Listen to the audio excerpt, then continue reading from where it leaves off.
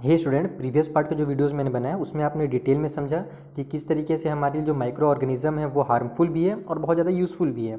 ठीक है। और फूड पॉइजनिंग के बारे में हमने थोड़ा सा प्रीवियस वाले पार्ट में रीड किया था।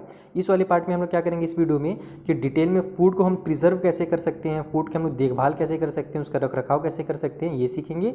और नाइट्रोजन साइकिल जो कि बहुत ही इंपॉर्टेंट टॉपिक है इस चैप्टर का, हमेशा एग्जाम में पूछा जाता है।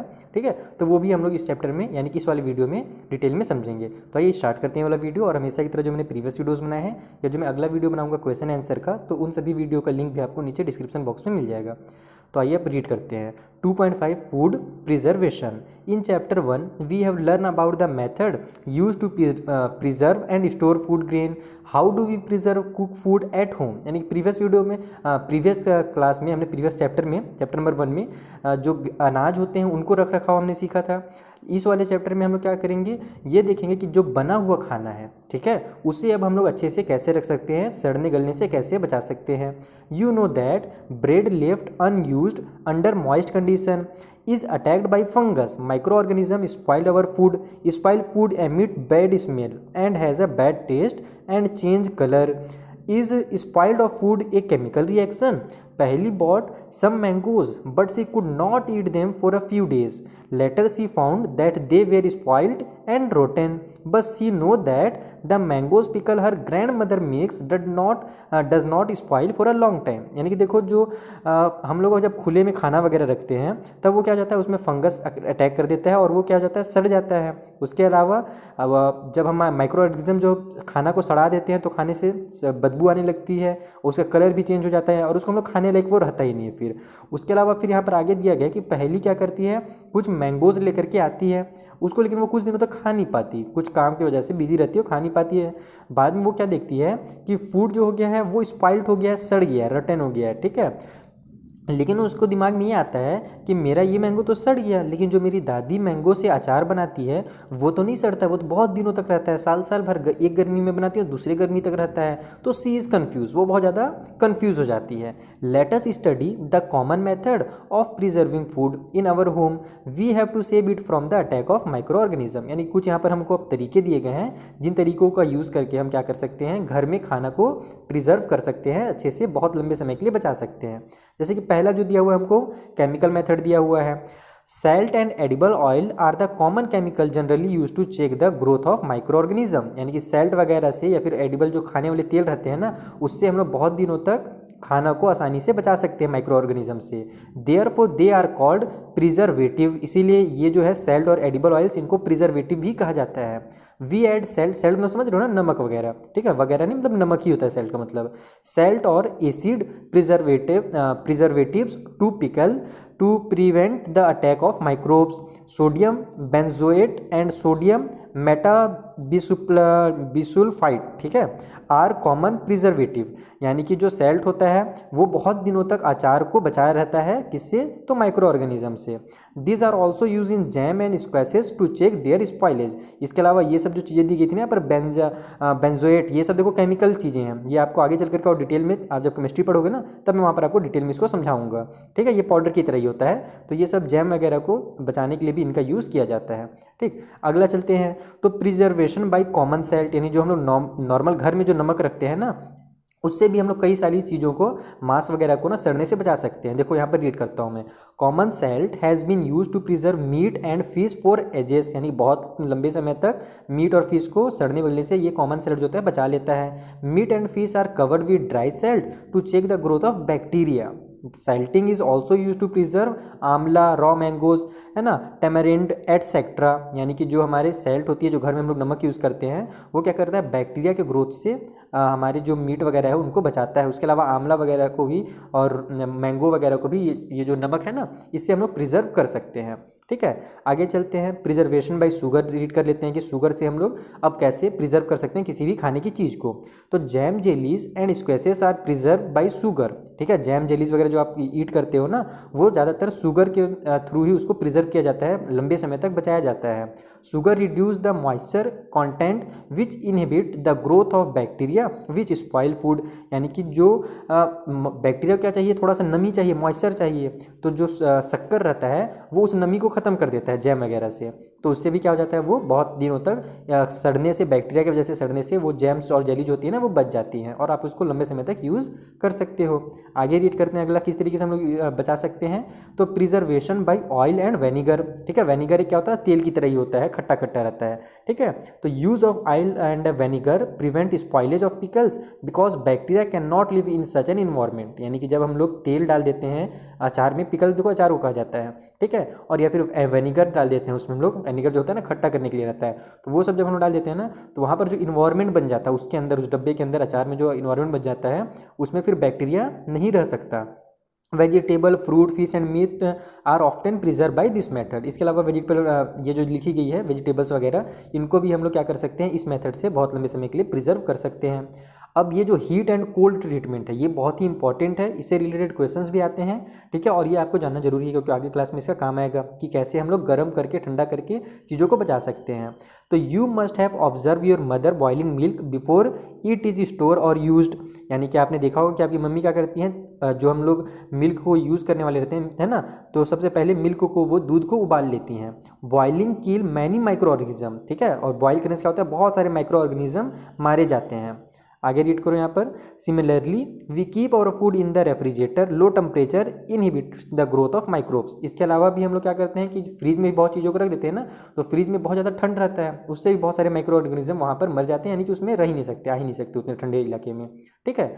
तो अब देखो यहाँ पर ये जो बुझो सोच रहा है कि why does the milk that come in packets not spoil, यानी कि जो मिल्क हम लोग को पैकेट में मिलता है दुकान में वो क्यों नहीं खराब होता है, घर में तो आता है तो मम्मी उसको तुरंत उबाल देती है, अगर नहीं उबालती है तो दूध फट जाता है, आपको पता ही होगा, है ना। लेकिन जो दूध मिलता है मार्केट में पैकेट में वो क्यों नहीं सड़ता है। My mother told me that the milk is pasteurised. What is pasteurisation, यानी कि उसकी मम्मी क्या बता रही थी बुझो को कि जो मिल्क रहता है जो मार्केट से लाते हैं वो पास्चराइज रहता है। अब हमारे दिमाग में आता है कि पास्चराइज क्या होता है, पास्चराइजेशन किसको बोलते हैं। तो देखो क्या होता है ना कि pasteurise milk can be consumed without boiling as it is free from harmful microbes, ठीक है। यानी कि जो पास्चराइज मिल्क होता है उसको हम लोग बिना बॉयल के, बिना उबाले लंबे समय के लिए यूज़ कर सकते हैं क्योंकि इसमें हार्मफुल जो माइक्रोब्स होते हैं, माइक्रो ऑर्गेनिज्म, वो नहीं पाए जाते हैं, ठीक है। The milk is heated to about 70 degree Celsius for 15 to 30 second and then suddenly chilled and store. यानी क्या किया जाता है ना, पास्चराइज करने में होता क्या है कि जो दूध रहता है उसको बहुत ज़्यादा 70 डिग्री सेल्सियस, मतलब समझ रहे हो, बहुत ज़्यादा गर्म पे उसको गर्म किया जाता है, ठीक है, और उसके बाद फिर 15 से 30 सेकंड तक गर्म करने के बाद उसको तुरंत एकदम ठंडा कर दिया जाता है। यानी कि एकदम सडनली, ये नहीं कि रखे रखे ठंडा हो जाएगा, नहीं, उसको रेफ्रिजरेटर वगैरह जो भी हम लोग मेथड यूज़ करते होंगे उससे वो तुरंत उसको ठंडा कर देते हैं। By doing so it prevent the growth of microbes. और ऐसा करने से क्या होता है ना कि जो माइक्रो ऑर्गेनिज्म होते हैं वो उसमें नहीं आ पाते। This process was discover by Louis Pasteur, it is called pasteurisation. और ये जो प्रोसेस है इसका भी किसने खोज किया था, तो जो साइंटिस्ट बारे में हमने पहले पढ़ा था ना लुइस पास्चर नाम के, तो उन्हीं ने इसका भी खोज किया था। लुइस पास्चर ने एक और क्या चीज़ का खोज किया था, जो अल्कोहल से, है ना, शराब वगैरह बनाने वाला जो था हमारा मेथड, आपको याद होगा पिछले वाले प्रीवियस स्टोर, यानी कि स्टार्टिंग वाले वीडियो में हमने उसके बारे में पढ़ा था, ठीक है। तो वहाँ पर भी लुइस पास्चर ने इस चीज़ का खोज किया था और यहाँ पर जो पास्चराइजेशन है इसका भी खोज जो है लुइस पास्चर ने किया है। अब आगे लास्ट हमारा जो टॉपिक है वो देख लो, स्टोरेज एंड पैकिंग।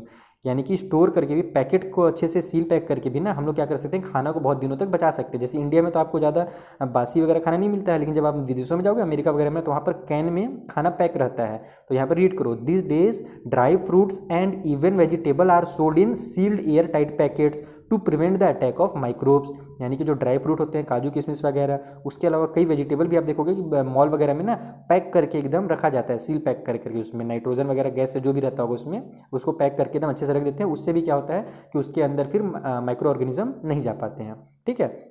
तो ये सब जो हमने मेथड्स पढ़े, इससे हम लोग क्या कर सकते हैं, प्रिवेंट कर सकते हैं, अपने खाना को अच्छे से लंबे समय तक उन्हें बचा सकते हैं। अब यहाँ पर ये लो टॉपिक खत्म होता है। अब अगला जो टॉपिक है वो आता है हमारा नाइट्रोजन फिक्सेशन का।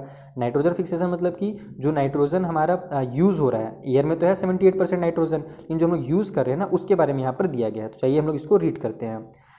You have learn about the bacterium rhizobium in class 7 and 6 and 7। यानी कि आपने राइजोबियम जो बैक्टीरिया होता है उसके बारे में 6 और 7 में पढ़ा ही है, बिल्कुल पढ़ा है, मैंने खुद ही पढ़ा है प्रीवियस वीडियोस में। जब मैं क्लास 6 और 7 वीडियो बना रहा था वहाँ पर हमने पढ़ा था कि राइजोबियम जो होता है वो क्या करता है, मिट्टी में रहता है और जो एयर में हमारा नाइट्रोजन रहता है ना उसको वो यूजेबल बनाता है। एयर से डायरेक्ट प्लांट लोग नाइट्रोजन नहीं ले सकते, इसलिए एयर से लेता है वो राइजोबियम, अपने में लेता है और फिर वहाँ से प्लांट्स को वो सप्लाई करता है, मिट्टी से ही प्लांट्स में फिर वो जाता है नाइट्रोजन, ठीक है। इसी बारे में यहाँ पर दिया दिया हुआ है, it is involve in the fixation of nitrogen in leguminous plant, यानी कि पल्सेस वगैरह में जो जिनका फलीदार जो प्लांट होता है ना, लेज्यूमिनस का मतलब होता है जो फली वाले प्लांट होते हैं, जैसे कि चना हो गया, मटर हो गया, है ना, मूंगफली हो गया, ये सब जो प्लांट होते हैं इनको लेज्यूमिनस प्लांट्स कहा जाता है। ठीक है, तो इनके जड़ों में क्या किया जाता है, यही जो राइजोबियम है वो नाइट्रोजन को पहुंचाता है। Recall that rhizobium live in the root nodules of a leguminous plant, figure 2.9। यहाँ पर आप जब इस डायग्राम को देखोगे 2.9 में, तो यहाँ पर देखना कि आप गांठ कट दिख रहा है आपको छोटा छोटा, ये राइजोबियम की वजह से ही होने वाली गांठ है। यही क्या करते हैं, वहाँ पर वो जो फलीदार प्लांट होते हैं, फली जो इसमें रहता है उसको ये सप्लाई करता है नाइट्रोजन का। ठीक है, आगे और क्या दिया हुआ है इसके बारे में, such as beans and peas with which it is a symbiotic relationship. Symbiotic relationship के बारे में आपने पहले पढ़ रखा है कि दो जब माइक्रो ऑर्गेनिज्म या फिर दो लिविंग ऑर्गेनिज्म जब आपस में एक दूसरे से मिल करके काम करते हैं तब उसी को सिम्बायोटिक रिलेशनशिप कहा जाता है। Some time nitrogen get fix through the action of lightning, but you know that the amount of nitrogen in the atmosphere remaining constant. You may wonder how, let us understand this in the next section. यानी कि कई बार क्या होता है, जो lightning हमारे देखते होगे ना, बादल में जो लाइटनिंग होती है, बिजली चमकती है, उससे भी बहुत ज़्यादा नाइट्रोजन फिक्स हो जाता है ज़मीन में, लेकिन जो हमारे नाइट्रोजन है एटमॉस्फेयर में वो हमेशा कांस्टेंट रहता है, यानी कभी भी वो कम ज़्यादा नहीं होता है। लेकिन अब ऐसा कैसे हो सकता है, हम लोग तो उसको यूज़ कर रहे हैं, ज़मीन में वो आ रहा है, ठीक है, आ रहा है ना फलीदार वगैरह पौधों में, और उसके बाद फिर वो यूज़ हो रहा है, तो आखिर वो कांस्टेंट कैसे है। तो आइए उसके बारे में हम लोग इस सेक्शन में रीड करते हैं। देखो यहाँ पर नाइट्रोजन साइकिल जो है हमारा 2.7 बहुत ही ज़्यादा इंपॉर्टेंट पार्ट है, ये वाला एग्जाम में हमेशा पूछा जाता है। देखो क्या होता है ना नाइट्रोजन साइकिल में, तो अवर एटमॉस्फेयर है 78% नाइट्रोजन गैस, हमारे एटमॉस्फेयर में 78% नाइट्रोजन गैस है, आपको भी पता है।